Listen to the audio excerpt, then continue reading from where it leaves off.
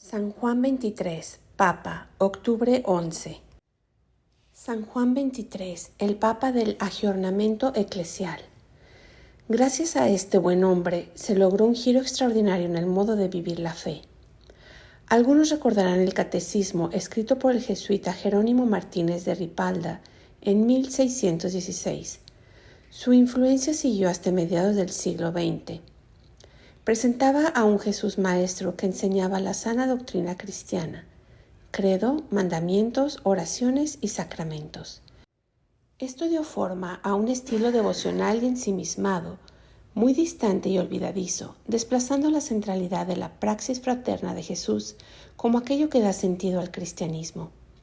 Quizás debamos preguntarnos si leemos los evangelios y nos relacionamos personalmente con Jesús o nos limitamos a practicar el culto. Podemos estar ante un estilo de catolicismo que ha olvidado lo central, como en la puesta en práctica del reino, predicado por Jesús, como lo ha recordado el Papa Francisco. Angelo Roncalli. En un ambiente donde el cristianismo se comprendía doctrinariamente, creció Angelo Roncalli, el futuro Papa, elegido a los 77 años, que llevaría por nombre Juan XXIII. Su ministerio transcurrió como delegado apostólico del Vaticano en Bulgaria, Turquía y Grecia. Fue admirado por salvar la vida de muchos judíos durante el nazismo, obviando protocolos diplomáticos y poniendo en riesgo su vida. Luego de la guerra fue enviado como nuncio a Francia para reconciliar a una iglesia dividida por la presencia de obispos colaboracionistas con el nazismo. Terminó ganándose el corazón del pueblo. Fue luego nombrado patriarca de Venecia, donde permaneció hasta su elección como el Papa número 261, desde 1958 hasta 1963. Este hombre de gran sencillez fue teológicamente cercano a la Nouvelle Théologie francesa y al movimiento litúrgico alemán. Lo rodeaban aires de reforma.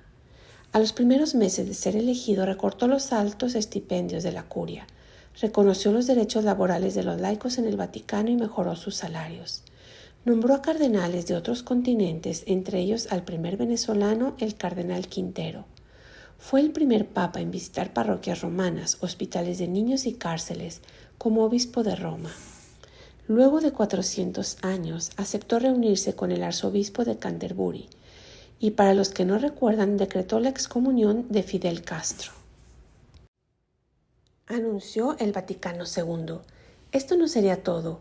Aquel hombre elegido bajo la sombra de un papado de transición anunciaría sorpresivamente la convocatoria a un nuevo concilio. Tan solo a 3 meses de su elección, el 25 de enero de 1959, anunció lo que se conocería como el 21º Concilio Ecuménico Vaticano II. Luego de una amplia tradición de 20 concilios ecuménicos que formularon dogmas y condenaron herejías, Roncalli se atrevía a recordar en su discurso inaugural del 11 de octubre de 1962 el sentido que debía inspirar a este concilio. Cristo pronunció esta sentencia: buscad primero el reino de Dios y su justicia. La palabra primero nos indica hacia dónde se tienen que dirigir especialmente nuestras fuerzas y nuestros pensamientos. Buscar el reino era hacer lo que Jesús dijo. El mundo ya no podía ser visto como lugar de pecado, sino como presencia del amor de Dios. La Iglesia ya no podía ser creíble por sus jerarcas, sino por su servicio a la humanidad. Una Iglesia para todos. El cambio de paradigma fue tremendo. Implicaba situar a la comunidad eclesial como quien está presente en el mundo y con él vive y obra. Pues el gozo y la esperanza, las tristezas y angustias del hombre de nuestros días, sobre todo de los pobres y de toda la clase de afligidos, también son gozo y esperanza, tristezas y angustias de los discípulos de Cristo. El concilio se inspiraba en un mensaje que el Papa había difundido por radio el 11 de septiembre de 1962. De cara a los países pobres, la Iglesia se presenta como es y quiere ser, la Iglesia de todos, pero especialmente la Iglesia de los pobres. En sus 2 encíclicas más destacadas, Mater et Magistra y Pacem in Terris, se dirigió por primera vez a todos los hombres de buena voluntad, y no solo a los católicos, dejando claro que el camino de la Iglesia es como luego dirá el Vaticano II, el servicio a la humanidad, como pueblo de Dios que busca la construcción de la fraternidad. Es la persona humana la que hay que salvar y es la sociedad humana la que hay que renovar.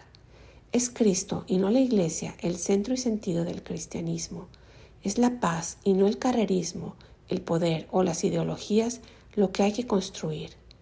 Es por esta razón que el Papa quiso que el concilio se dirigiera a la humanidad entera, para poder contribuir a la humanización de la familia humana.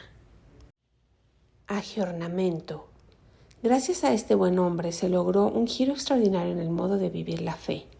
A él le debemos el inicio de un acontecimiento que superó las propias fronteras de la Iglesia y puso en marcha un proceso de agiornamento radical. Buscó inspirar, no fácil, aunque sí acertadamente, la convicción de que el porvenir de la humanidad está en las manos de quienes sepan dar a las generaciones venideras razones para vivir. Podemos imaginar el impacto de esa frase en aquellos años donde los intentos de reforma y diálogo con el mundo eran rechazados. Recordemos hoy sus sabias palabras. La salvación y la justicia no están en la revolución, sino en una evolución. La violencia jamás ha hecho otra cosa que destruir, encender las pasiones, acumular odio y precipitar a los hombres a la dura necesidad de reconstruir sobre los destrozos de la discordia. Oración al Niño de Belén de San Juan 23. Dulce Niño de Belén, haz que penetremos con toda el alma en este profundo misterio de la Navidad. Pon en el corazón de los hombres esa paz que buscan, a veces con tanta violencia y que tú solo puedes dar. Ayúdales a conocerse mejor y a vivir fraternalmente como hijos del mismo Padre. Descúbreles también tu hermosura, tu santidad y tu pureza. Despierta en su corazón el amor y la gratitud a tu infinita bondad. Únelos en tu caridad y danos a todos tu celeste paz. Amén.